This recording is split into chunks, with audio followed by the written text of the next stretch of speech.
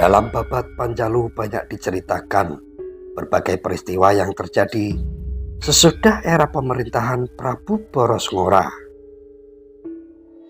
Salah satu kisah menarik yang mulai samar terlupakan adalah sepak terjang tokoh karismatik bernama Raden Arya Sacanata yang merupakan keturunan kelima atau utek-utek dari Prabu Boros Ngora.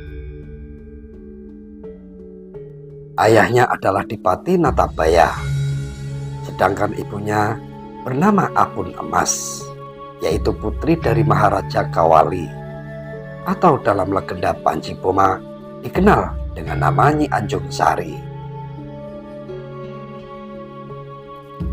Tokoh ini memiliki riwayat hidup yang luar biasa karena terkenal dengan keberanian dan kesaktiannya. Arya Sacanata menjabat sebagai Bupati Panjalu, sementara mewakili keponakannya yang masih kecil yang bernama Arya Wirabaya, yaitu putri dari Arya Sumalah, kakaknya yang meninggal saat menjabat sebagai Bupati Panjalu dahulu. Saat itu Panjalu merupakan bagian dari Kesultanan Cirebon yang tunduk kepada Mataram. Ketika keponakannya menginjak remaja, maka diutuslah ia ke kerajaan Mataram untuk seba upeti. Namun Sultan Mataram langsung melantik Arya Wirabaya menjadi Bupati Panjalu tanpa sepengetahuan Arya Sacanata, yang kemudian merasa tersinggung. Bukan karena masalah tahta, karena keponakannya memang berhak atas jabatan bupati tersebut. Namun cara Sultan Mataram dianggap tidak menghargainya dan telah mempermalukannya. Karena sakit hati, Arya Sacanata pergi ke Gandakerta dan bertapa di pohon soka dengan posisi waringin sungsang, yaitu kaki berada di atas dan kepalanya berada di bawah.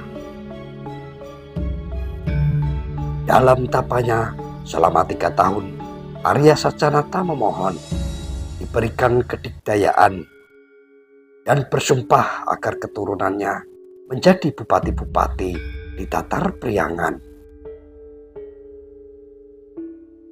Setelah berhasil, Arya Sacanata tinggal di kediaman mertuanya, yaitu Sinuhun Cipurui di Talaga, yaitu wilayah kerajaan Majalengka saat ini. Pada suatu waktu, mertuanya mengutus dirinya untuk seba ke Mataram, maka dipergunakanlah kesempatan itu untuk membalas sakit hatinya kepada Sultan Mataram.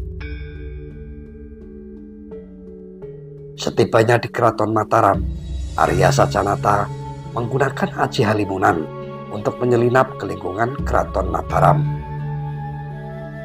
Ketika Kang Sinuhun terlelap di peraduannya, Arya Sacanata mencukur kumis dan rambut Sinuhun hanya bagian kanannya saja, sehingga tampang Sultan Mataram ini menjadi aneh dan lucu. Singkat cerita, Sang Sinuhun murka. Semua adipati Sunda yang hadir pada acara seba lalu diperiksa.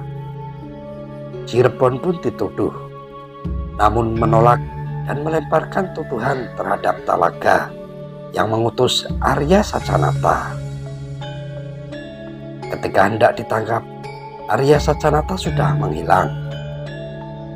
Mataram pun segera mengirimkan pasukannya untuk mencari dan membekuk Arya Sacanata. Namun, usaha itu ternyata sia-sia. Walau pernah berpapasan dan menangkapnya, Arya Sacanata berhasil melepaskan diri dengan mengaku bernama Arya Salingsingan, atau dalam bahasa Sunda, Pasalingsingan artinya berpapasan.